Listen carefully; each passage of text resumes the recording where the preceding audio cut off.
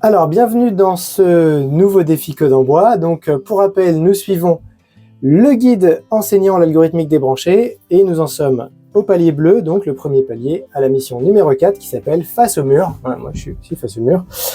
Donc, et on va être amené à découvrir donc la dernière action bleue qu'on n'avait pas encore utilisée, c'est-à-dire la possibilité de tourner, de pivoter.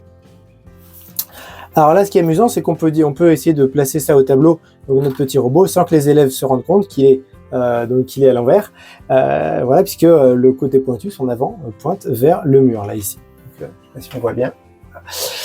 Et du coup, donc, si on essaye d'avancer, qu'est-ce qui va se passer? On va se cogner dans le mur, et donc ça va donner une erreur, et le programme va s'arrêter net.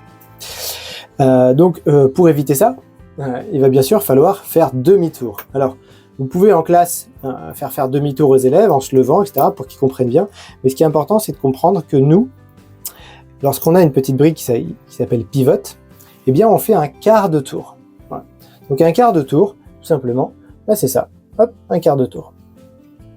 Là, je l'ai fait vers la gauche du robot, et là, je le fais vers la droite. Donc, on va bien rappeler, deux pivotes, ça fait un demi-tour. Pivot dans un sens, pivot dans l'autre, ça revient à la position du départ. Alors, donc là, on a deux possibilités, évidemment. On peut choisir de pivoter 2 fois vers la droite, ou on peut choisir de pivoter 2 fois vers la gauche. Ça revient au même. Hop, hop, hop. Avance, avance, avance, creuse. Et comme il y a un ennemi, je n'oublie pas de venir placer un tir. Alors, on avait vu que je pouvais au choix le mettre avant le premier avance ou après le premier avance. Donc là, on va choisir de le mettre avant le premier avance. Ça, on sera tranquille pour bouger.